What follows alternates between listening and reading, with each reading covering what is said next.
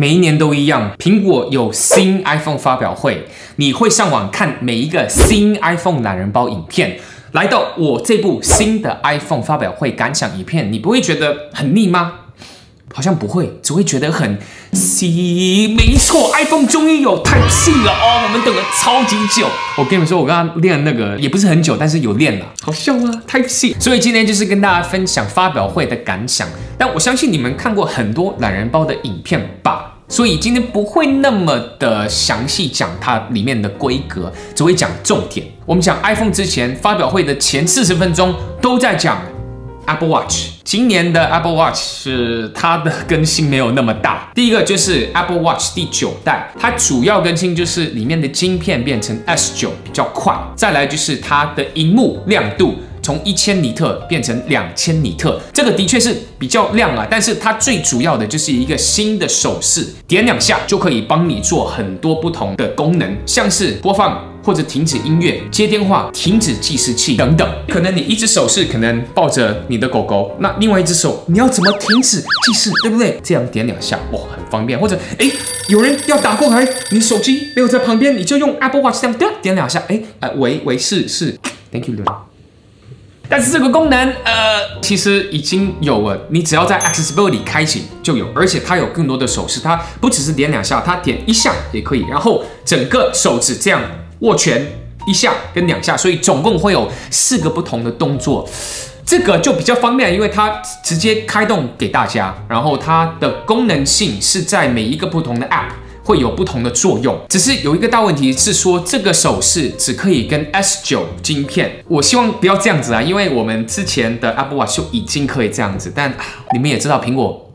可能会这样子。另外一个手表的更新就是 Apple Watch Ultra 2， 真的没有什么大的更新。它最主要的更新就是你在潜水的时候可以看到你水深是多少。说实话，这个功能应该要在第1代就有了，因为第1代的广告非常多是想要卖给这些潜水的人，但是他没办法告诉你水深。其实很多潜水的人都觉得，它没有符合我们的需求，就是为了这个就变成第2代 ，OK 啦，它还是有一些新的东西，像是 S9 的晶片，就等于说更快。然后因为有 S9， 它有这个新的手势，那像我们刚刚说的，它已经有这个新手势了。再来就是它可以到3000尼特，这个的确是比较亮，但是它可以算一个 Apple Watch Ultra 2吗？我觉得应该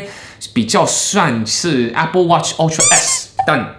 苹果最近也比较没有在做 S 的版本了，所以以上的手表我觉得它比较没有那么有趣。比较有趣的就是我们接下来 iPhone 15还有15 Pro 系列。首先我们来讲讲 iPhone 15，iPhone 15我觉得是今年最大的更新。好，对，你们可以稍微惊喜一下，说怎么可能？刘备你要说不要买 Pro 啊？不是，我觉得还是可以买 Pro， 因为 Pro 跟普通版本还是有落差。我只是说，如果你是去年的 iPhone 14要更新到 iPhone 15的话呢，我觉得这个更新是目前以来是最大的更新，就是因为 iPhone 15它就是 iPhone 14 Pro 跟 Pro Max， 只是少了这个望远镜头。然后少了 promotion， 对，就这样子。去年的 iPhone 14还有14 Plus， 他们没有卖的那么好，因为那个晶片是跟 iPhone 13一模一样的，所以今年的 iPhone 15它更新到去年的 iPhone 14 Pro 的晶片，所以它一样主相机有4800万像素，也可以到2倍望远功能，超广角的镜头也比较好，也是有动态岛，但是动态岛说实话我不太喜欢，也没办法，我也好奇问一下，有没有喜欢动态岛的朋友们，还是比较喜欢以前的刘海？但是 iPhone 15有全新的随时有人像模式，意思就是说完全不用切换到人像，就可以直接有人像的效果，也不是人像效果，它是直接帮你拍人像，只要侦测是人或者动物，不管你是用主相机没有切换到人像模式的话呢，之后你在 iPhone 的 App， 你就可以直接选择人像模式。我觉得这个也是非常方便，因为现在 iPhone 越多不同的功能，我有时候可能想要拍照，然后我有时候也不确定，我这个要不要人像模式还是不要？现在完全不用想。问题就是这个其实在软体里面就可以改变了。我相信苹果不会放在15以下的手机。iPhone 15是6.1寸，15 Plus 是6.7寸，总共会有5个颜色：粉红色、黄色、绿色、蓝色，还有黑色。iPhone 15这么好，到底有没有缺点呢？其实有2个缺点。第一个缺点就是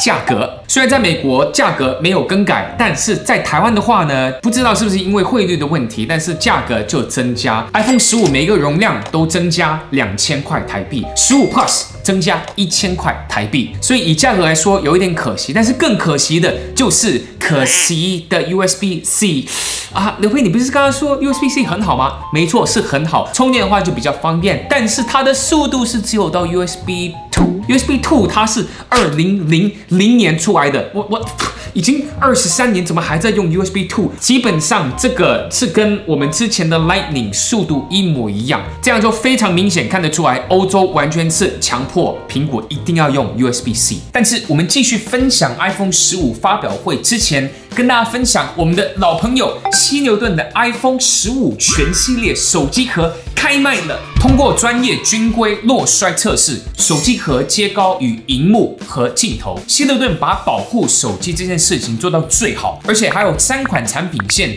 任你挑选 ，Mod NX 让你边框背板自由转换 ，Solid Suit 颜色超多，质感超棒的，还有绝对不会黄化的 Clear 透明壳。全系列产品线支援上千种图样设计，联名款、独家款，挑不到喜欢的吗？没关系，还可以直接个人化。另外，3款手机壳都有推出 MagSafe 版本，而且犀牛盾的 MagSafe 壳拥有超越原厂的2倍磁吸力，真的不怕吸不紧。除了 MagSafe 手机壳之外，犀牛盾有一系列的 MagSafe 配件，还有固架 MagSafe 也推出全新的镜面板、随身版手机支架，想用就用，想拆就拆，不残留痕迹。等等，别忘了撞贴，超高韧性，让保护贴不再破。手残的朋友不用怕了，都有贴膜辅助器，让你简单好上手。对了，犀牛盾将会举办竞标活动，有机会用超便宜的价格入手价值7000元以上配件大礼盒哦！准备好换手机的配对，赶快点资讯栏的链接到犀牛盾官网选购手机壳吧。好，我们继续分享 iPhone 15发表会。现在来到每一年的主角就是 iPhone 15 Pro。今年的 Pro 真的是我认为最 Pro 的一年，会分享4大重点。第一个就是材料，今年 iPhone 15 Pro 用全新的材料钛金属，因为它比较轻，所以能够感觉到出来整个 iPhone 也轻了很多，19公克。因为有新的材料，也是有新的颜色，原色钛金属、蓝色钛金属、白色钛金属，还有黑色钛金属，这4个颜色都是非常 Pro 颜色，就是不会那么亮。萤幕大小 Pro 是6.1寸。Pro Max 是6.7寸，而且最重要的就是它的边框这边哦，终于不是这种太亮了，它是雾面的，这样真的会感觉比较 Pro。像你看这个只要点一点点，它整个都是指纹，完全看得出来。第2个重点，我们大家可能要先一起默哀3秒，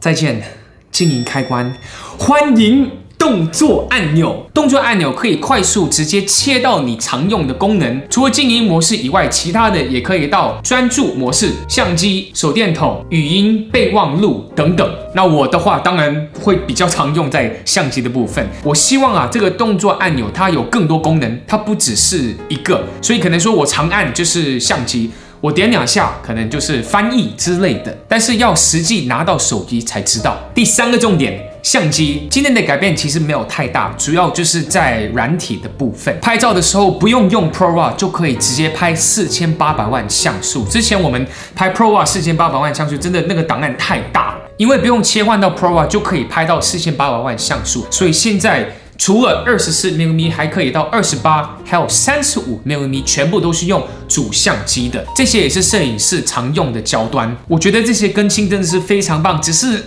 明明可以放在14 Pro， 但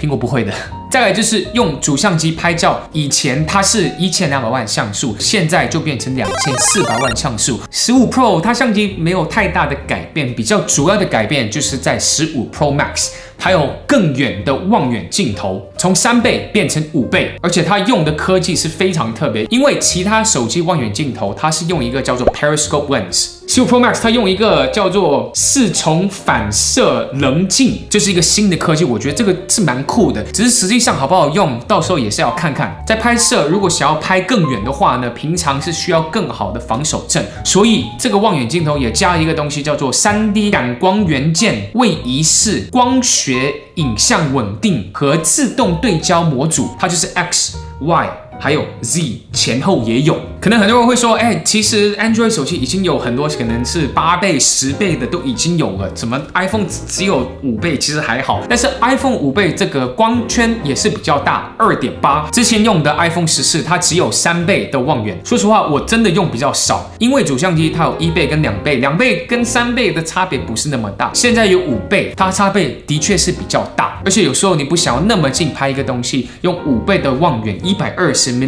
的镜头的确会比较帮忙。那以上的3个重点，我觉得是偏小的，最大的就是加了 USB-C 声音，而且这个 USB-C 它不像15 USB-2 那么慢，这个就是 USB-3。我们之前可能要拍这些 ProRes 啊，它的档案非常大，结果要用一个 Lightning 传到你的电脑里面 ，AirDrop 就不用说了，但是有 USB-3 就会快一点点，因为加了 USB-C 就可以外接硬碟，然后拍4K 60 ProRes， 而且它还有 Log。编辑的时候更多调色空间。最后一个就是新的晶片，我没有把这个当成一个重点，因为我觉得每年都会有新的晶片。今年就是 A17 Bionic 不是 Bionic 哦。A17 Pro 晶片，这个 Pro 晶片从5变成6核心的 GPU， 基本上就是更快，玩游戏也比较顺。但说实话，我的14 Pro 完全是没有任何的问题，它已经够快了。15 Pro 的价格跟15一样，在美国没有涨价，但在台湾涨价。15 Pro 所有容量增加2000块台币 ，Pro Max 增加2500块台币。以上就是苹果发表会感想，你们觉得怎么样？值得更新吗？我觉得最值得更新就是 iPhone 14到 iPhone 15，但我个人还是会更新到15 Pro Max， 因为要跟你们开箱了，好不好？iPhone 15开箱会是一个短影片，然后我会至少用1到2个礼拜才拍我的使用心得。你最棒，记得按铃铛，拜拜，拜拜。